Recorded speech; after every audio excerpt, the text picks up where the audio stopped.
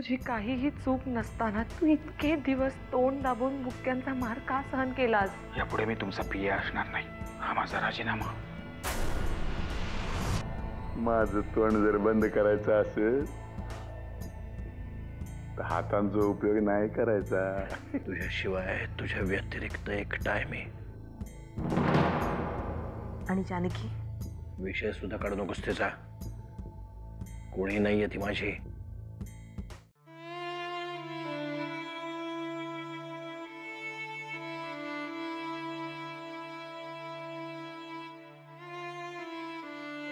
अमृता, मला काय झालं रडायला?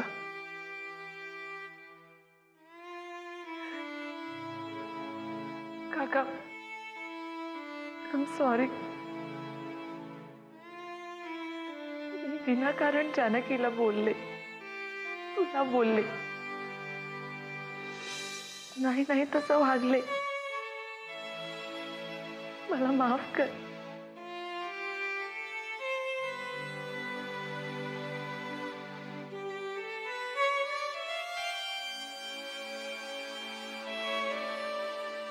रडू नको अमृता, रडू नको. शांत हो. मला जानकीनी सगळं सांगितलंय. तुमच्यात जे काही गैरसमज होते ते आता दूर झाले ना. मग कशाला रडायचं?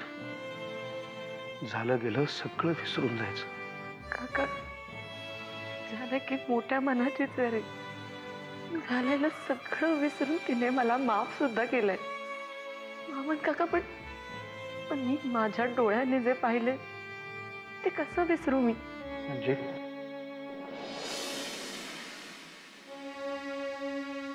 वामन काका, बाबा आणि राधिका मध्ये काय चाललंय? खरं म्हणजे हा प्रश्न तुला विचारायची सुद्धा लाज वाटते रे मला. विचारूच नकोस, विचार सुद्धा करू नकोस. खरं तर तू ह्या फंदातच पडू नकोस. कारण आता जर त्याला ह्याबद्दल काही विचारायला गेलं ना तर जानकी आधी तसं वागली म्हणून मी असा वागतोय असली काहीतरी फुटकळ उत्तर देईल तो. पण मग आता मी काय करू? काका, मला खूप त्रास होतो रे या सगळ्याचा. असं वाटतं मुस्कटात ठेवून द्यावी त्या राधिकाच्या. असलं काही तर अजिबात करू नकोस. आपल्यापैकी कोणीही असं काही वागलं ना सगळी सहानुभूती राधिकालाच मिळेल. जर हेच करायचं असतं तर याआधी मी नसतं का हाकलून दिलं तिला? एक लक्षात घे, दादा राधिकाशी जे काही वागतोय ते फक्त जानकीला त्रास द्यायला. अरे पण मग आपण आता ह्या घरात हेच पाहत राहायचं का? मुळात हे असलं काहीतरी पाहिलं तू या घरात थांबूच नकोस. तो तुला लंडनला पाठवतोय ना, जा तू लंडनला. तुझा अमृता इथून कुठेतरी लांब. तुला वाटतं वामन काका मी तुला सोडून जाईल? जावं लागेल, जावंच लागेल. अमृता, तुला आता शांततेची गरज आहे. आणि यापुढे या घरात कुणालाही शांतता मिळेल असं मला नाही वाटत. जा बाळा तू, खरंच जा. रडायचं नाही.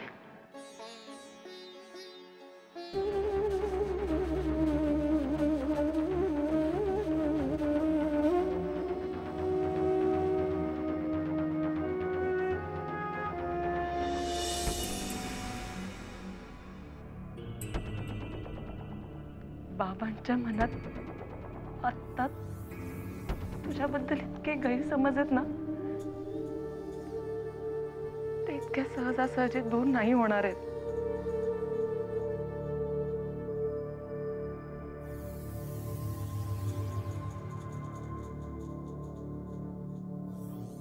जानकी,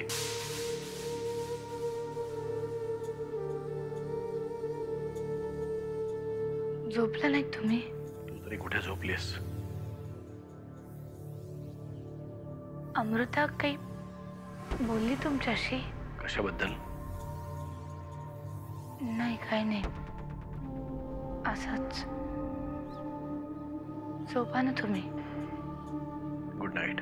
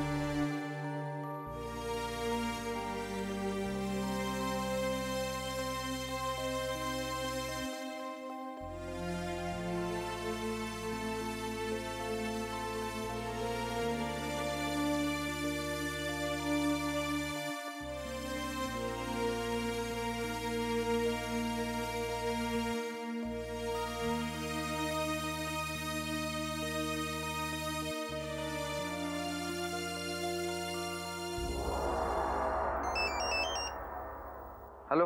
नमस्कार वाकणेश साहेब. ओळखलं की विसरलात मला? श्रेयस पाटील साहेब, तुम्हाला कसं काय विसरू येईल?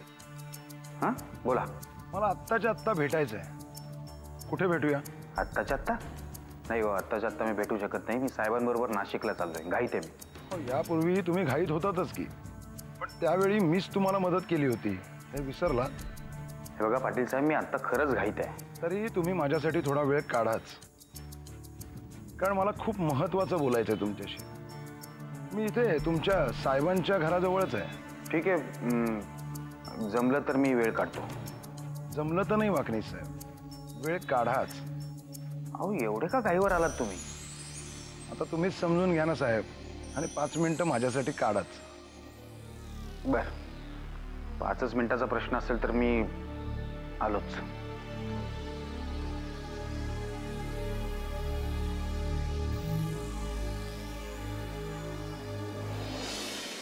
तरी सगळं असं आहे, आणि यासाठी ती आपल्याला कधी माफ करेल असं मला अजिबात वाटत नाही. तिला काय राग आला असेल तिनं माझ्यावर काढावा. यामध्ये तुझा काही संबंध नाही. अगं तू तिला आपल्या पोटच्या पोरीसारखं वागवलंस. आर्यन बाबापेक्षा तिच्यावर जास्त विश्वास टाकलास. पण तिला जगण्यासाठी माझ्या विश्वासापेक्षा कपाळावरच्या कुंकवाची जास्त गरज होती जाना.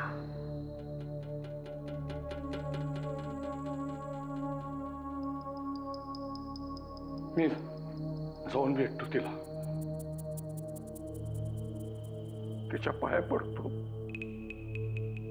हात जोडून तुझी माफी मागतो. अगं आपल्या आर्यन बाबाचा वंश तिच्या पोटात वाढतोय. झालं गेलं संत विसरून तिने परत आपल्या घरी यावं एवढीच माझी इच्छा आहे. पण ती आपल्याला माफ करायला आपल्या घरी कुठे येणार आहे? नरसिंह तिला लंडनला पाठवतो डिलिव्हरीसाठी. आज उद्यामध्ये ती निघेल. नाही नाही, ती अशी नाही जाऊ शकत. जाण्याआधी तिनं मला भेटायलाच पाहिजे. मला तिची माफी मागायची. आणि तुला असं वाटते ती तुला माफ करेल म्हणून? कारण त्यांच्या लग्नाच्या आधीपासून तुला माहित होतं आर्यन तिच्याशी का लग्न करतोय म्हणून. आणि तरीही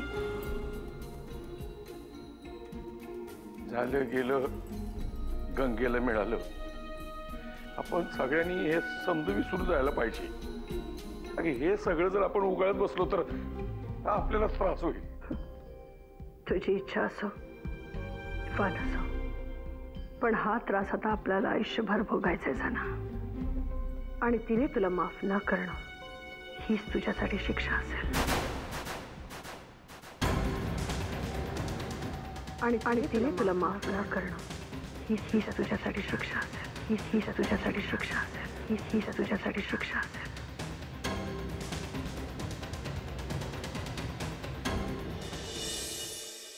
बोला पाटील साहेब, घाईघाईने बोलवलं. वाकणी साहेब, माझ्या काही मागण्या आहेत. तुमची मागणी 1 कोटीची होती. लवकरात लवकर पोहोचतील. किल्लेदार साहेब मुख्यमंत्री पदाच्या खुर्चीकडे फक्त माझ्यामुळे पाहू शकतायत, हे लक्षात ठेवा. मग काय साहेबांच्या सगळ्या प्रॉपर्टीची पॉवर ऑफ अटर्नी करून देऊ तुमच्या नावावर? वाकणी साहेब एवढे चिडताय कशाला? माझी मागणी खूपच साधी आहे. अजून किती पैसे हवेत? नाही, पैसे नकोयत. फक्त तुमच्या साहेबांच्या मंत्रिमंडळात मंत्रीपद हवंय. काय बोलताय ते कळतंय ना पाटील साहेब? राहिलं मंत्रीपद नको, किमान विधान परिषदेवर तर घ्या. हा गेल्या कित्येक वर्षांचा अनुभव आहे मला पत्रकारितेचा. बोलताना माणसाने मागचा पुढचा विचार करून बोलावं. तुम्ही काय एवढे अस्वस्थ होताय वाकणी साहेब? तुम्ही फक्त माझी मागणी साहेबांपर्यंत पोहोचवा. येतो मी.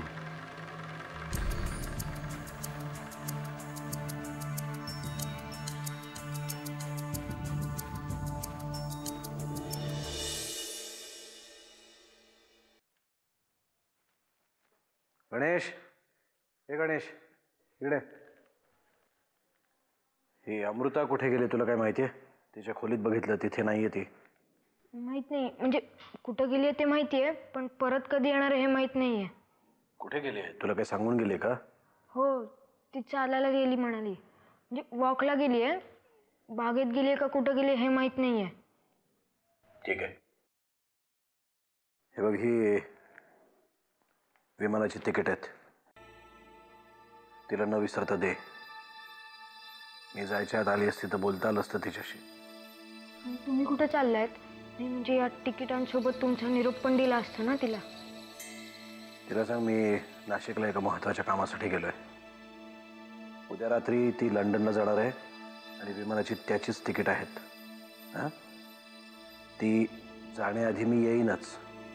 आणि हो, तिला सांग आत्याबाईंशी मी सगळं बोललोय. आत्याबाई तिला सगळं समजावून सांगतील. हे सगळं नीट सांगशील तू तिला?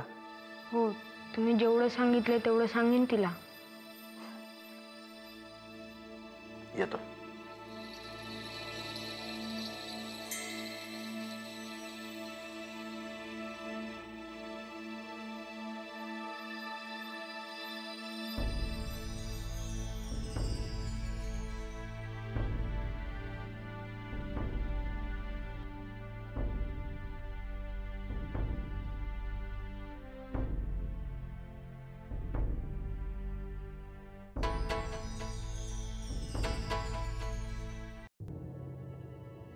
जानकी, माझं लंडनचं तिकीट आलंय.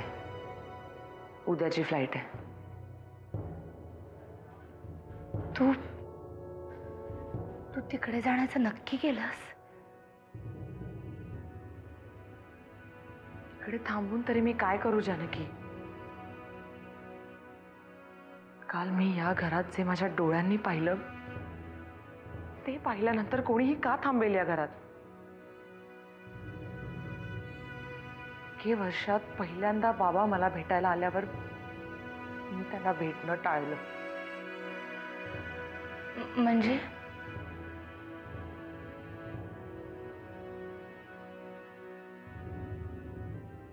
जानकी, राधिका का आहे या घरात? तिचा आणि बाबांचा काय संबंध आहे? अमृता, तू जर तुझ्या डोळ्यांनी काही गोष्टी पाहिल्या असशील तर मी त्याच्यावर बोलणं बरोबर नाही. उलट तूच बोलली पाहिजेस जानकी. बघ, मी तुझ्या बरोबर आहे. झिंजा पकडून तिला या घरातून बाहेर काढीन आणि मगच लंडनला जाईन. ते एक दिवस मला करावं लागणारच आहे.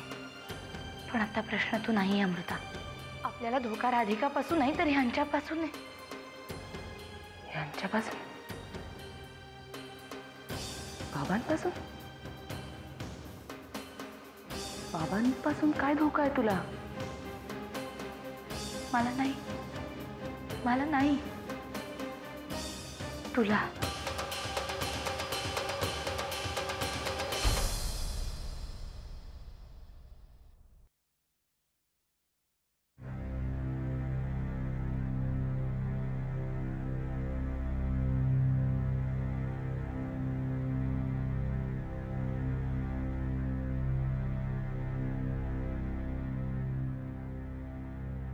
वाकणीचे काय आहे? वरच्या खोलीशी आणखी 7-8 बॅग आहेत. या आणखी म्हणजे काय आहे ह्याच्यात? आत्याबाई, साहेबांच्या राजकीय हालचालीसाठी लागणारा हा पैसा आहे. किती आहेत?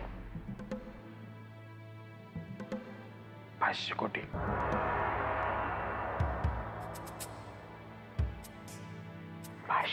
कोटी? हो, पण हा एवढा पैसा आपल्या घरात कशाला? काळजी करू नका. फक्त आज दुपारपर्यंतच इथे असतील. नंतर त्या बॅग घालवण्यात येतील. वाकणीचे काय चाललंय काय? या घरात पूर्वी असं कधी काही घडलं नव्हतं. का मान खाली घालू? मला माहितीये तुम्ही काहीही बोलू शकत नाही. आत्याबाई, तुम्ही नका त्रास करून घेऊ. आपण कोणीच काही करू शकत नाही. पण मी लवकरात लवकर बॅग घालवतो. आणि ठेवणार कुठे आहात? खोलीतच राहणार आहेत सगळ्या बॅगा? लॉक करून ठेवतो आणि चाव्या राधिका मॅडमकडे देतो. राधिकाकडे? नरसिंहांनी सांगितलंय तसं? येतो मी.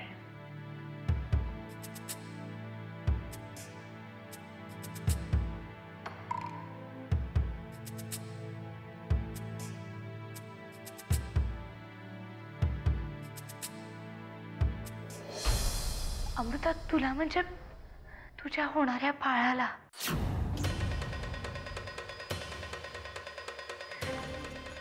हात सोडते तुझ्या समोर, पण तू या घरातून जा.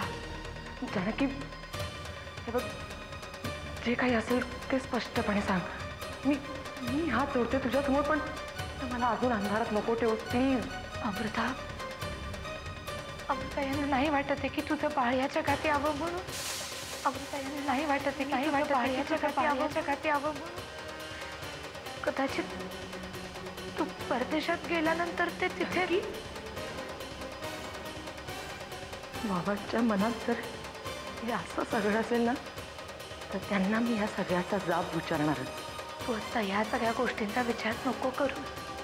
तू आता लवकरात लवकर तुझ्या सासरी परत जा. त्यातच तुझं भलं आहे.